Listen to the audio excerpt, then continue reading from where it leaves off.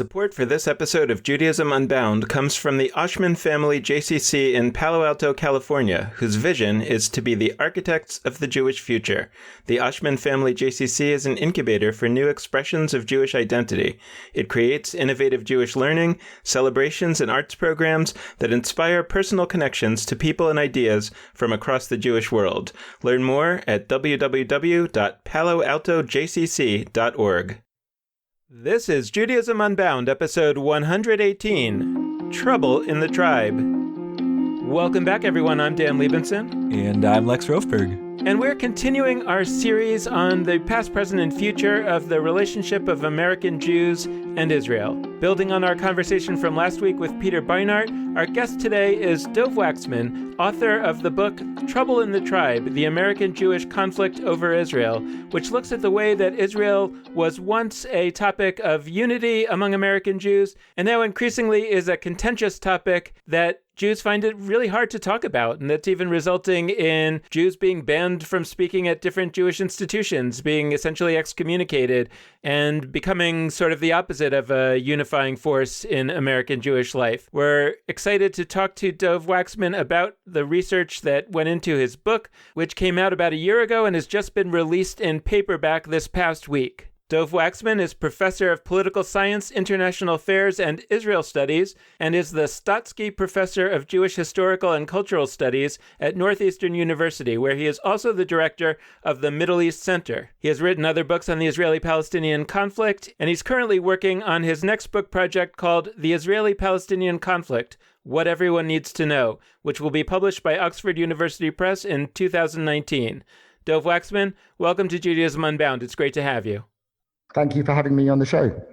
You know, I always am reluctant when we have a guest who's written a book to ask a question that comes out of the introduction because it makes it seem like I haven't read the book, and, I actually have. But there was a comment in the introduction to Trouble in the Tribe that really struck me, because our podcast is really about this challenge and this question of all these American Jews who are not really connecting to the institutions of American Jewish life, and kind of what could be done, what could they do to try to find ways to connect to Judaism, despite the fact that they don't connect to the institutions of Jewish life. And what struck me in looking at the introduction to your book was that you talk about how, and I'm quoting you, supporting Israel was an important part of American Jewish life and a central element in the civil religion of American Jewry. And what struck me was that, wow, there was a time in American Jewish history where the kind of people that we're talking about and talking to on this podcast, where they did have an alternative to religious Judaism, to going to synagogue, and that was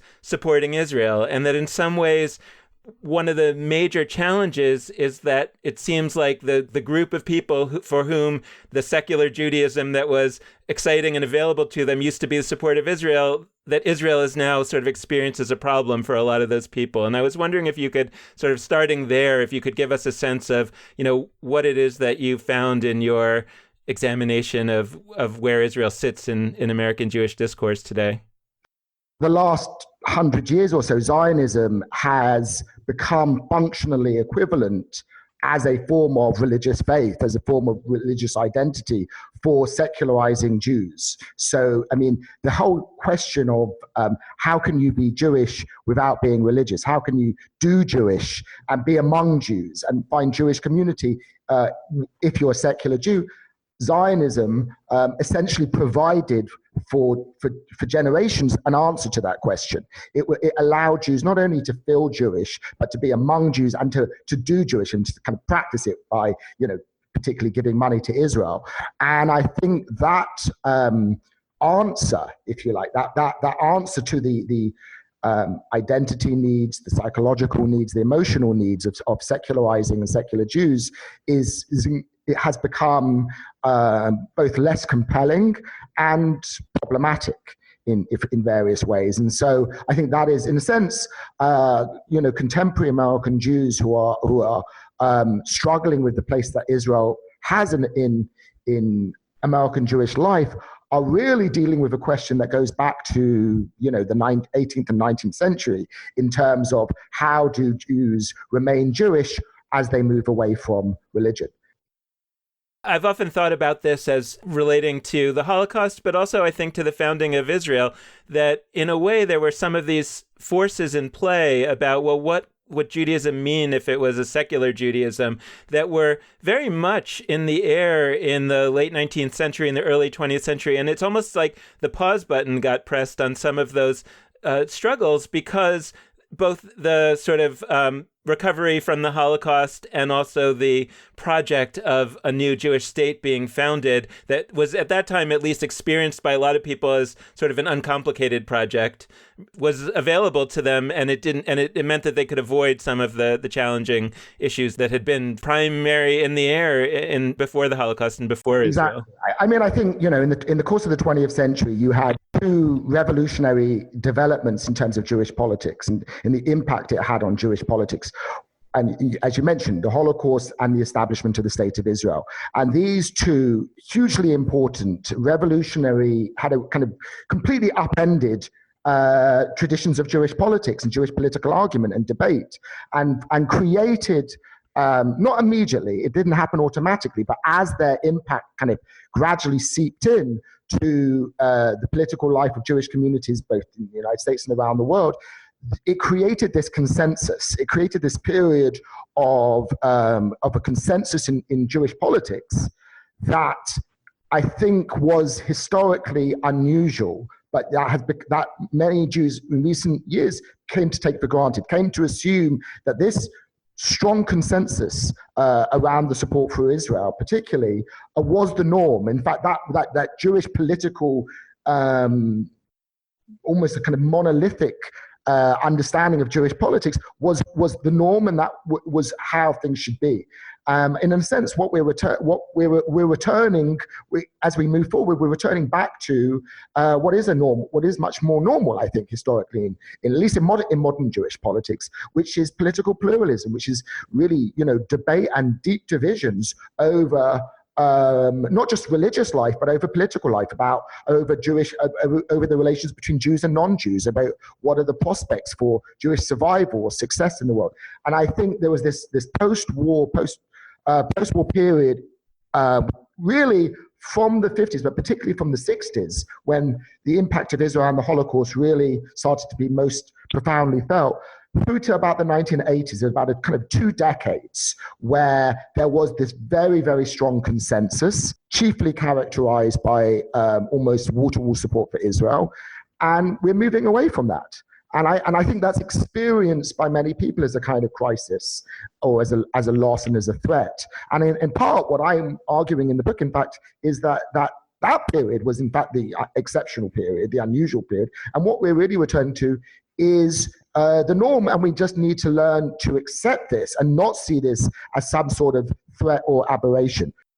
Yeah, I mean, this is really resonating with me on a number of levels. And what I want to hammer home, I don't want to get away too quickly from this question of Zionism as a stand-in for religion and Israel as a stand-in for religion, because I think people use that phrasing and it's sort of like used as a ha-ha funny, like, yes, Israel has become a religion, and I think in other elements of, like, we say, oh, like the Boston Red Sox are people's religion, but like really, really, I think that what people experience emotionally in terms of building communities around sharedness, like that, Jewish folks for a while have done that around Israel, and it's not like some surface level pseudo-religious thing. Really, deep to people's soul, this is what defines their religious identities. And you see this, interestingly, in communal politics and in institutional politics, where, I mean, you can talk to all sorts of organizations, and if you ask them, like, what is your community's orientation towards keeping kosher?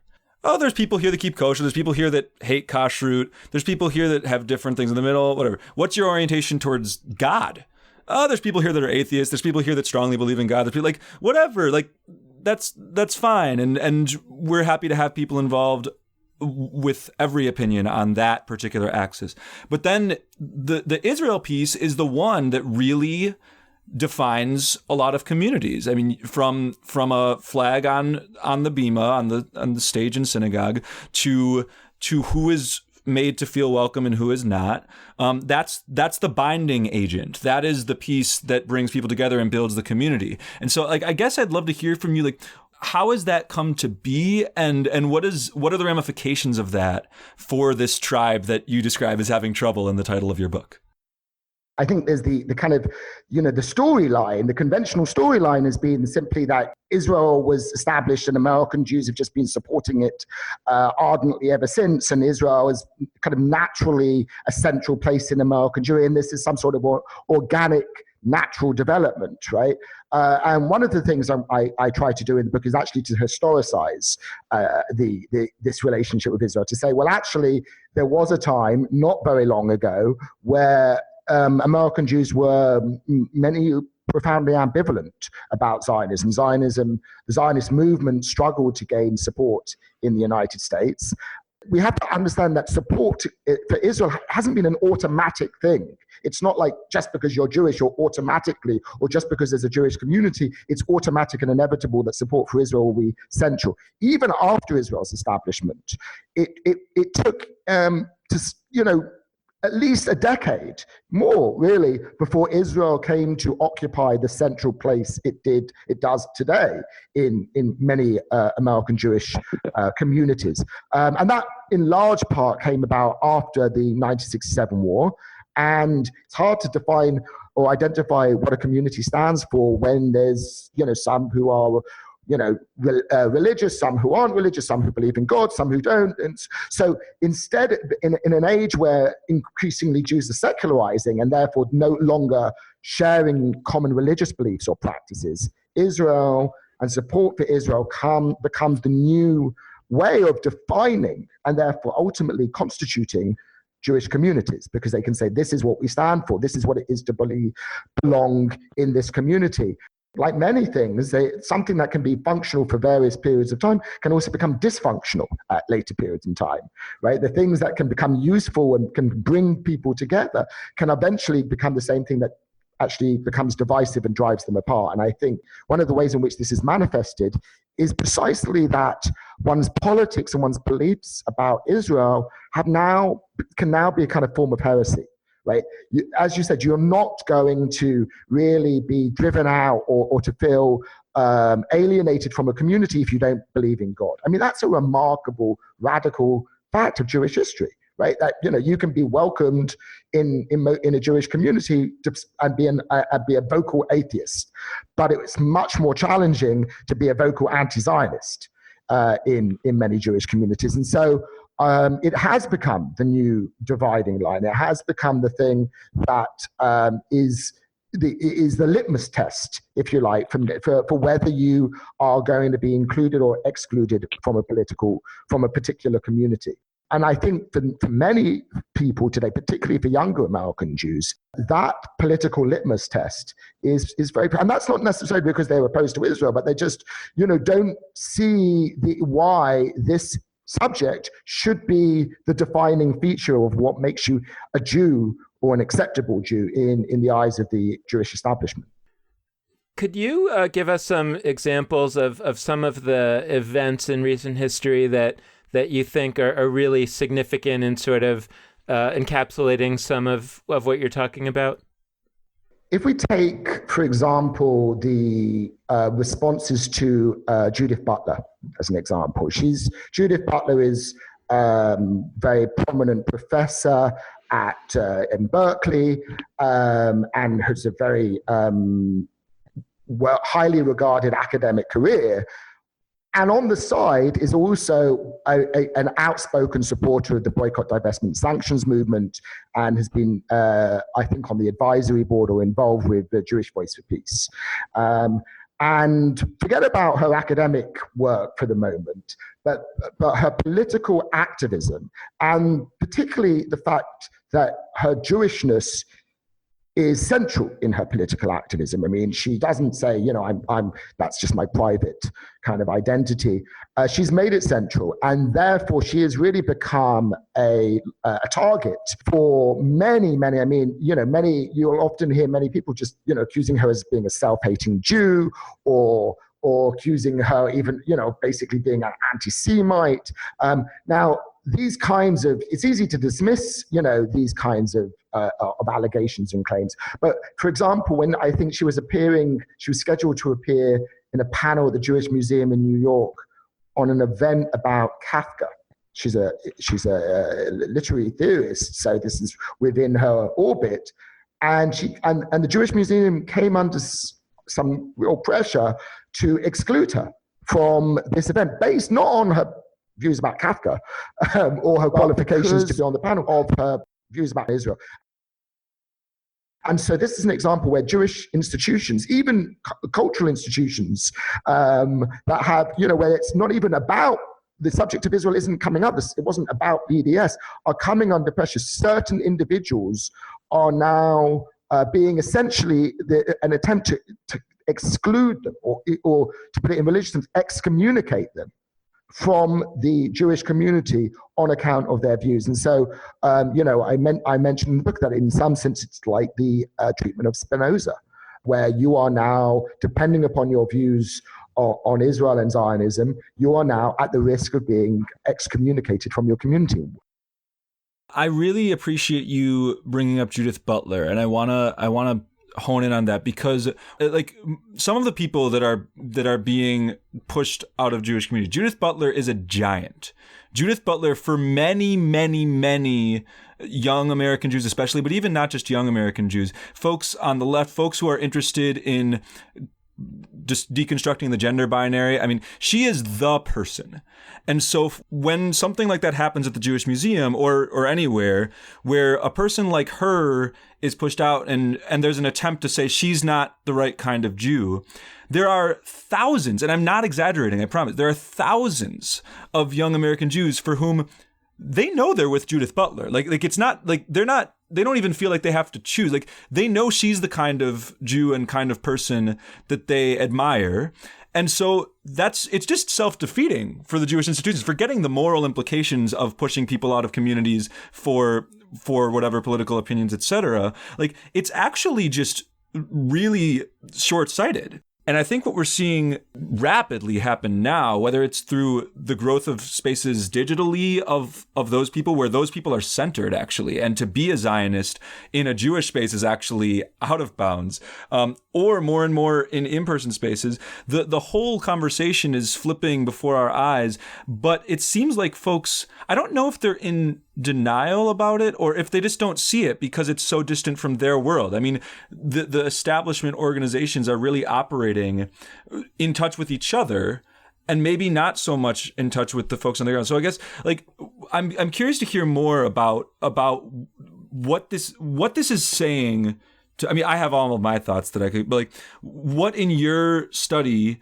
this is communicating to Jews who do feel an affinity for folks like Judith Butler, et cetera, and how they are and what choices they're making about Jewish life as a result of the feeling that their beliefs are sort of not acceptable. Well, first of all, I think the what I refer to in the book is red lines and blacklists. They do send a message, particularly to younger American Jews who really see these kinds of, red lines as somewhat arbitrary for one thing, and as highly restrictive. Even if they don't share somebody like Judith Butler's views, the fact of seeing individuals cast out and demonized or described as self-hating, which is tantamount to calling them anti-Semitic, especially when these individuals are clearly, in her case at least, heavily involved in and actually are involved in Jewishness, and then really to describe them and to attack them like that, to demonize them and to treat them like that, I think does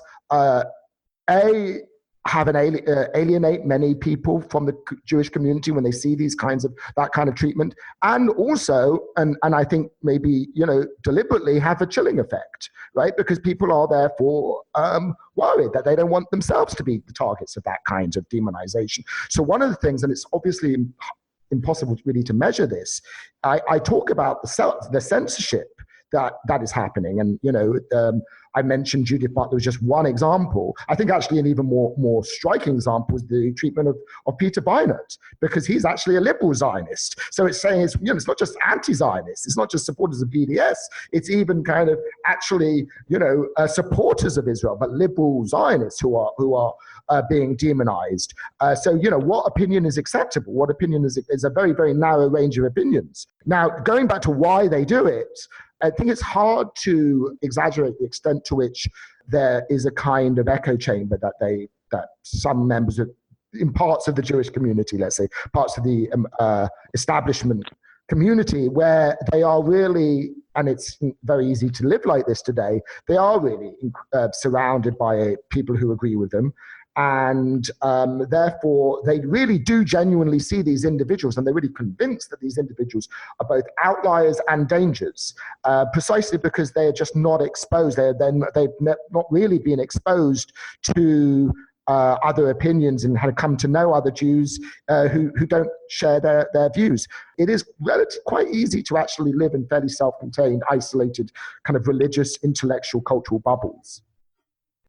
For a long period in the past, the vast majority of American Jews, felt about Israel, I don't know, I kind of feel like the way that most people feel about, kale. I mean, it's fine. I don't really love it. I don't hate it. And there was a very small group of leaders of the Jewish establishment who were very much, this is the most important thing in the world. And since there was not really an opposition to them, it was kind of like, okay, well, that's what carried the day. That was kind of what defined, that's the only people that were really talking. And in a way, what's happened today is another very small group of people, many of them young people, have kind of stood up and said, no, we're going to advocate hard for the other side. So really what we're seeing is kind of a debate between two tiny minorities of the American Jewish community, and the vast majority of American Jews are kind of, I don't know, I'm curious where you understand them to be. I agree. I mean, I think what you're describing is typical of all communities, right? I mean, when American politics is really a debate between very small groups, and most people are kind of either apathetic, busy with their lives, preoccupied, don't have the attention span all the time to engage in political debate or political activism. I think that's very important to put that in, to put that in context. We often get this sense that the kind of Jewish politics and public debate and debates around Israel are sweeping across the American Jewish community, and that vast numbers of American Jews are engaged in these debates, and it's really a burning issue for many of them. And the fact is, the vast majority are completely unaware that this debate is even happening. I'm currently working on a study of AIPAC and J Street in Boston, based upon a communal surveys that have been done. And remarkably, one of the findings in this study is that many Jews in Boston don't even know of AIPAC or J Street, right? I mean, you would think most of them would be aware. Many of them don't know. And even many of those who do know say they're actually quite supportive of both, despite the fact that they're very different views, which just goes to tell you that what really we are talking about a very small slice, let's say an elite, right? The highly engaged. And when we think about American Jewish life, often there's kind of two different objects of attention. Some sociologists and political scientists and commentators are focusing on the unengaged. And their real concern is the growth of those who are unaffiliated, unengaged, and the question of assimilation, if you like. And that's obviously been a major preoccupation for more than a couple of hundred years, but certainly for decades of American Jewish sociologists. We can either pay attention to that group of people, which is growing and important, and what I do in the book is really, I'm not really interested in focusing on the unengaged, in terms of those who just completely couldn't care less about Israel because they're just, it's just not important. It's not part of their Jewish identity. They're not really engaged in these debates. What I'm focusing on is the engaged, right? The people who are engaged in life, in Jewish life, and engaged in when it comes to Israel. And that is a smaller section, but in all politics, in all political, in all societies, we're always talking about that there's only a minority who are kind of politically engaged. So yes, it's in some sense it's elite, but they are the ones who always shape these wider opinions and attitudes. One of the things that I think is always ironic, I mean, from the perspective of the claim that the kind of leftist Jews are self-hating, is that the ones that are often being accused of the self-hating, like those are the ones who actually really, really care. And you may not agree with them, but they're the ones who are really trying to say, like, I have to make this mean something, because if I can't make this mean something, then I have to unplug from it. And I don't want to unplug from it because I really, really care. You know, you could argue that the self-hating people are the people who are just not at all engaged. Now, I don't agree with that argument either, but you could at least more plausibly make that argument. So it's strange. That's why it's such a misunderstanding of Jews on the left, or those who are critical, as if, and I think it's a way of delegitimizing their opinion, basically, is essentially the argument that they're either, self-hating Jews, or simply just so assimilated and so disconnected from their Jewish identity, or that they don't really care about it. And this is a way, instead of acknowledging and addressing the actual arguments and the actual criticisms, it's a way of saying, well, we don't need to engage with these Jews because they're not really Jews after all. I mean, one of the ways that I think I see this is on college campuses. You often hear the claim that Jewish students who are involved in J Street U or Jewish Voice for Peace, or If Not Now, who are most active, are disconnected from Judaism, and they are really somehow not being loyal to their Jewishness, and they don't really care about that, and they're just kind of assimilated, or the offspring of intermarried Jews, and all of this. And it's nonsense. What you actually see is the Jews who are often the most active in these organizations are also the ones who are most active and most committed to their Jewish identities. And I often say to the people in some of these establishment organizations, they're worrying about completely the wrong thing. They're obsessing about this, small number of Jews who are highly engaged but disagree with them, right? And they're completely missing and not dealing with the much larger number I see on campus who aren't interested at all. If we think about the fact that only 1 in 4 Jews has any affiliation, any organizational affiliation. So we're talking probably about no more than 20% at most of Jews who are engaged in any of this. I do think it has a ripple effect. And one of these things is to create this sense of anxiety, which I think we really are, many American Jews, I mean, maybe that's always the case, but there's this kind of unsettling sense that Israel is no longer the kind of glue that it once was. Israel is no longer the great mobilizing cause or the emotional cause, and they know that that's not really working somehow. It's come some problem. They may blame different groups for this, but there's an awareness of that, and there's a fear then that, well, what can we tell our children then? What can we do? How can we kind of, because remaining Jewish and somehow keeping them in the community is something that is still important to them. So I do think that there's this kind of generalized sense of anxiety. And that's why one of the things I hear very, very often is around these concerns around what's happening on college campuses, because I think that's where this is manifested. And, so it's not that necessarily, a lot of these parents or grandparents very often who I speak to are aware of, the positions of Jewish Voice for Peace or If Not Now or anything like that.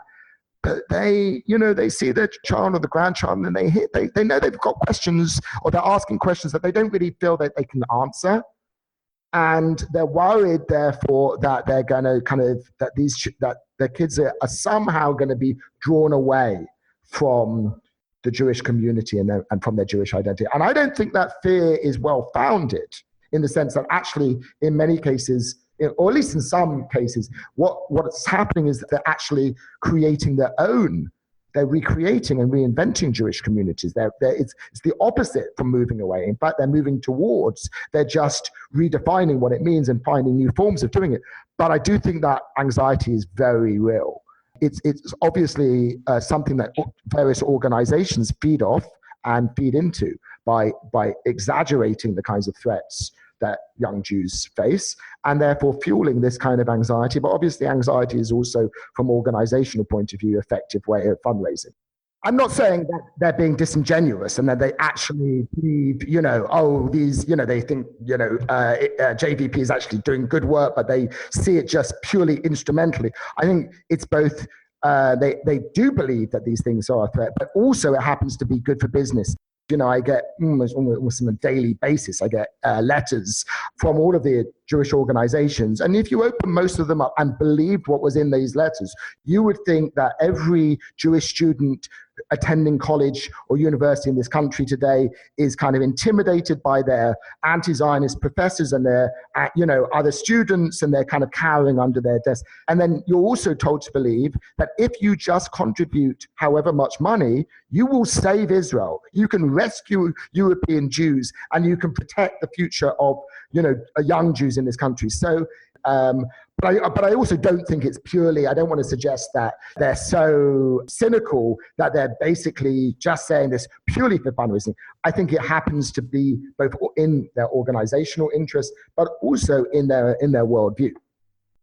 Is this about a fear that if we get this wrong, if we blow it, Israel's going to be destroyed and there's going to be another Holocaust? Or is this a fear that is maybe at a kind of a deeper soul level that says it's not necessarily that Israel's going to be destroyed and there's going to be another Holocaust, but like you were saying earlier, that I've kind of grown up and my definition of being Jewish has been about supporting Israel. So if you're now introducing a new kind of way of being Jewish that is less supportive of Israel, it's not that I think Israel's going to be destroyed. It's just that I think Judaism's going to be destroyed because I think that's what Judaism is. Or what is the source of this deep anxiety that brings people to the level of saying, I'm willing to even do something so foolish, which is to excommunicate you from the community and lose a generation or a large percentage of a generation of young people because I'm too afraid of what might happen if I open the door to what they want the door open to do? I would say, I think it's important always, whenever we're talking about communities or groups of people, to take seriously what their fears. And often, we don't want to just kind of psychologize them away and be dismissive of them.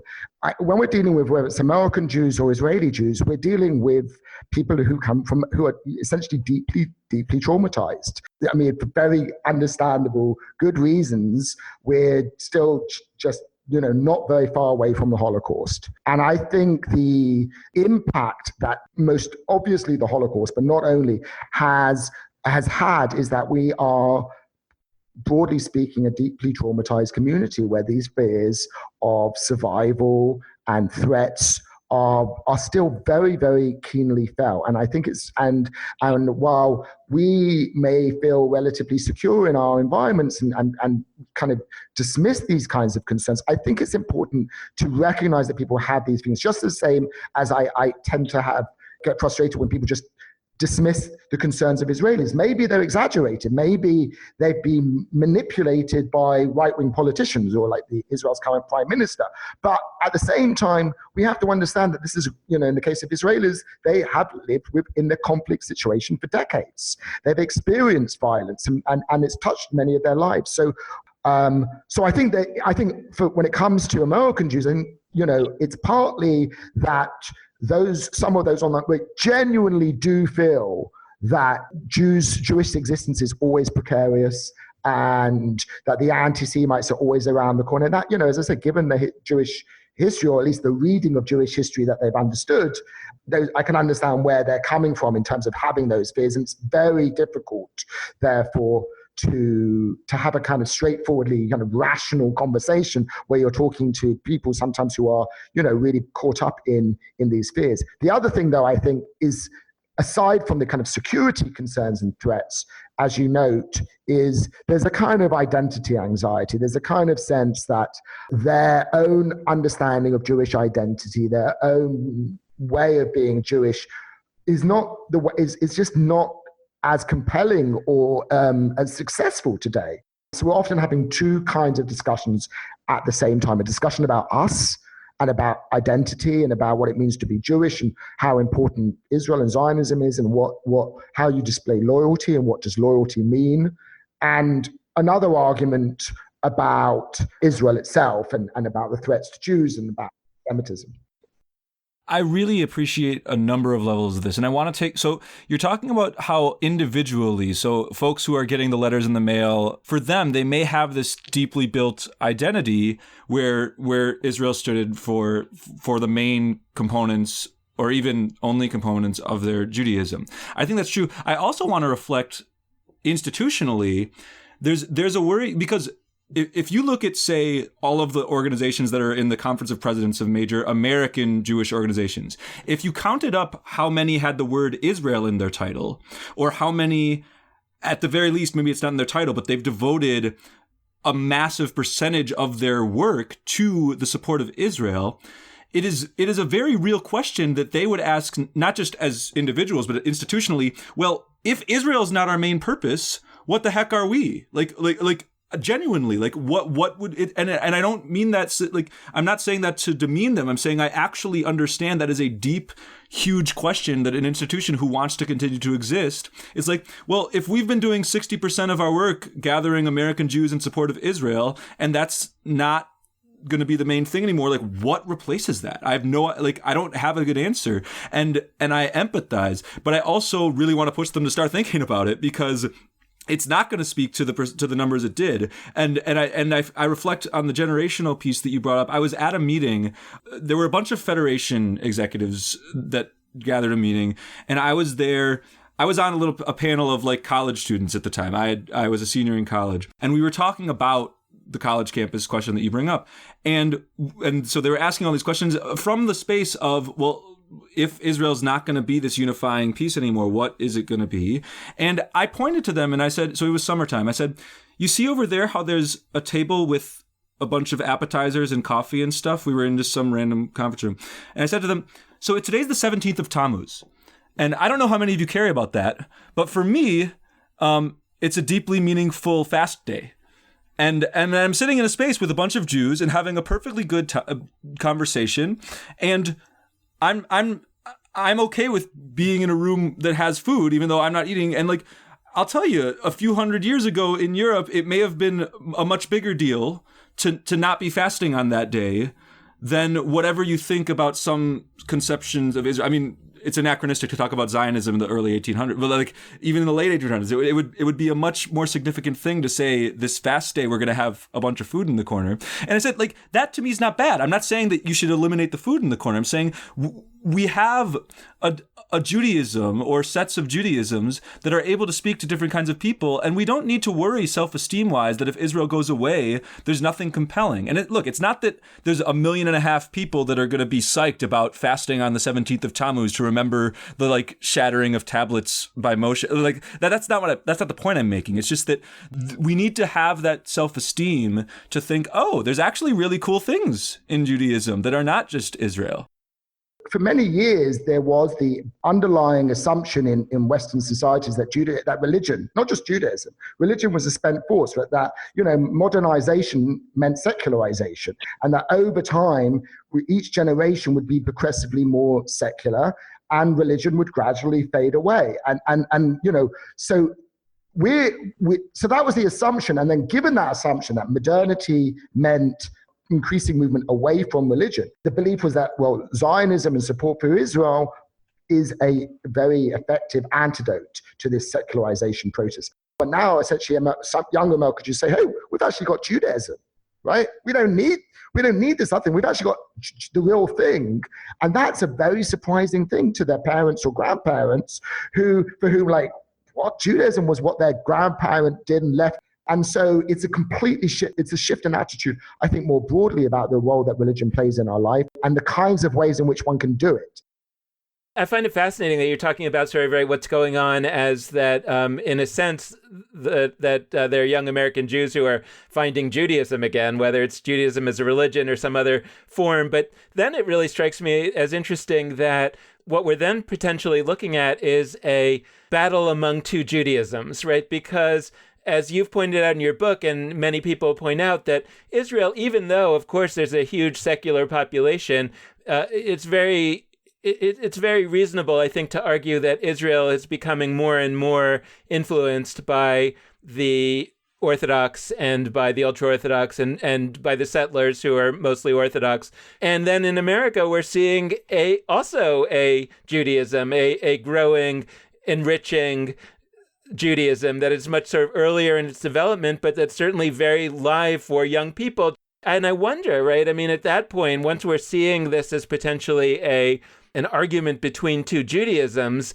then you can a little bit understand more what's at stake and what's the anxiety, as we've talked about, the identity anxiety. But you also, I feel it leads you to be a little bit more pessimistic in the sense that, in the sense of some long-term accommodation being reached, because it seems that religious battles tend to become schismatic rather than some middle ground being found. Absolutely. So first of all, I agree with you the way you characterized it. I sometimes say that, the battles that are taking place, first of all, was a transnational one. It's not simply, and they feed into each other. It's not between American Jews on the one hand, who are sometimes described as a kind of monolithic community, and Israel on the other. We have, often the discussion is Israel versus American Jewry, and that there's these two groups. In actual fact, I see Israeli Jews are riven by their own internal divides. There's an identity debate that was actually the subject of my first book, was about how ultimately the debate over the Oslo peace process in Israel was really a debate over Israeli identity and in many ways a conflict between what I call a kind of Israelis versus Jews. And so there's this transnational dimension that essentially it's competing ideas of Judaism, but also about Jewish history and Jewish identity.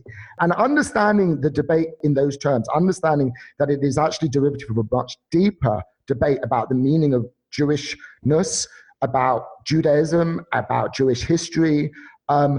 Yes, on the one hand, it suggests that debate is not likely to end anytime soon. And that's exactly why I argue ultimately in the book for the need for political pluralism, because this isn't just something that's going to stop when Netanyahu leaves office, if he ever does. When things change in Israel, there's this idea that, if just this happened or just that happened, then, we'd all go back to being, one big happy family. No, there's a deeply rooted debates in Jewish history. And I think they're not going to go away. And I think, therefore, we have to actually accept the existence of these debates and the legitimacy of these debates and understand that these debates aren't new to Jewish history. In fact, they've been a feature of Jewish history for a very long time. And it's really that is ultimately what we're arguing about, not simply Israeli policy or, or in the American context, whether, BDS. But beneath that, there's actually, I think, much deeper divides and cultural debates. So ultimately, we're arguing about who we are as a people and what that means and what are the elements of that. And that argument is not going to disappear. Well, that connects to another issue. I was thinking when you said if Bibi Netanyahu ever leaves office, I was thinking about Donald Trump's doctor, who said if he ate a little better, he could live to be 200. And I wonder if the same might be true of Bibi Netanyahu, who probably does eat better. So I worry. But one of the questions, though, I think that really comes out. I mean, I think that your book was published before the election of Donald Trump, and it's what we're seeing in terms of Donald Trump is we're both seeing that many American Jews who are particularly Orthodox ones who put Israel at the center of their worldview are supporting Donald Trump in a way that the vast majority of the rest of the American Jewish community does not. And we're seeing Bibi Netanyahu very much linking his policies to Trump. And I think that from the perspective of a great many American Jews who vote Democrat and have always voted Democrat, this is just a disastrous connection of Israel with not only the Republican Party, but with Donald Trump. And it just feels like it's going to exacerbate any of these divisions all the more so. And it also connects to, I think, what you've been talking about, that what we're seeing in terms of attitudes towards Israel is not distinct necessarily from the cultural divisions that are happening in the United States, having nothing to do with Israel. And it's not that Orthodox Jews are supporting Donald Trump only because of his assumed support for Israel. It's because they also accept a lot of the other things that he's standing for. Yeah, I mean, I thought about this a lot because I did finish the book before he was elected. And I thought about, does this change my argument? Does it? And in fact, and maybe most authors, believe this, I really think it reinforces the point.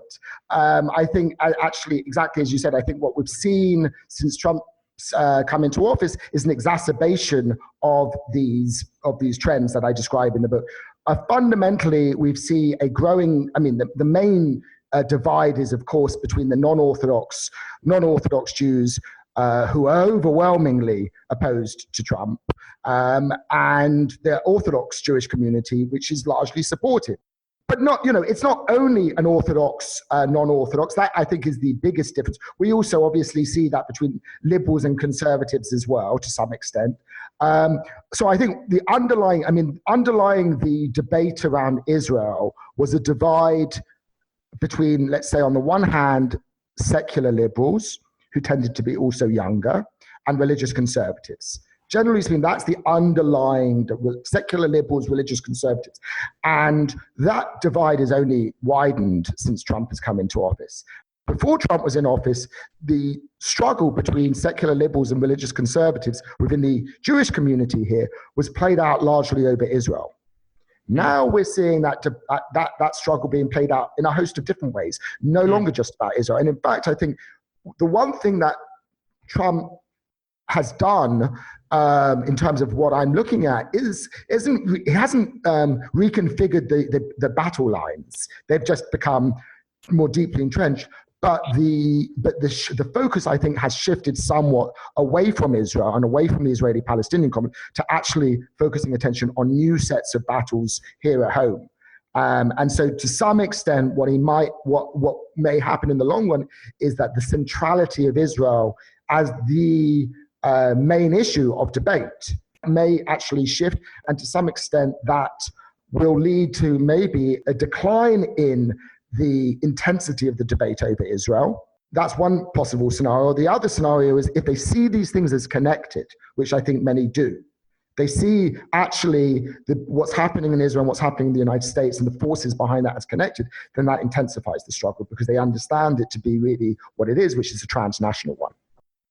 I've been saying recently that for all of those who somehow think that they're going to get American Jewish students on campus to sort of think in some uncritical way about Israel, it's like in an environment in which they spend all their waking moments thinking very critically about the United States and about its leadership, there's no way that they're going to have a different attitude towards a different country.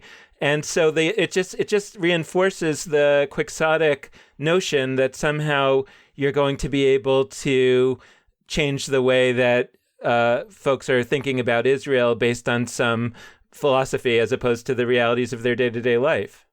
And they're more politicized. I mean, one of the, I don't want to call it the positive side effects, but of Trump coming into office as a political scientist, let me speak at least from that point of view, that people are much more politicized today. Mm-hmm. And that politicization doesn't generally stay within one area, right? You don't generally say, I'm politicized here and then not here. And particularly given the close embrace between Netanyahu and Trump, in some ways, the Trump administration and Trump personally isn't doing Israel any favors because his brand is so toxic among American Jews that it actually ends up polluting other brand and it's affecting Israel as well in that respect. So the processes that we're seeing are actually, I think, since Trump's come in, it's become even more apparent that there is this right that if it met younger Jews who previously maybe weren't paying attention, they're like, well, if Netanyahu likes Trump so much, what's the matter with Netanyahu? Mm-hmm. I mean, that's kind of the logic, essentially.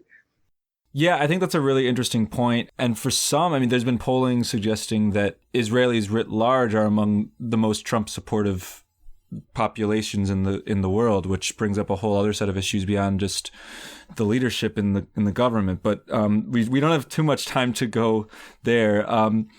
Thank you so much for joining us. I really just so deeply appreciate your deep immersion in all of these questions and bringing them to our listeners. I mean, this is going to lead us to think in a variety of new ways, and hopefully our listeners too. Great. Well, it's been I've thoroughly enjoyed the conversation, and thank you for having me on the program. And thanks so much to all of you out there for listening. We hope you've enjoyed this episode, and we want to close it out as we always do by encouraging you to be in touch with us. And there are a few ways for you to do that. First, you can head to our Facebook page, Judaism Unbound. Second, you can always hit us up on Twitter at @JudaismUnbound. Next, you can head to our website, JudaismUnbound.com. And last but not least, you can hit us up via email at dan@JudaismUnbound.com or lex@JudaismUnbound.com. The last plug we like to make is that you can always support us with a financial donation, either on a monthly recurring basis or a one-time basis. You can do either of those at JudaismUnbound.com/donate. So thanks so much for listening, and with that, this has been Judaism Unbound.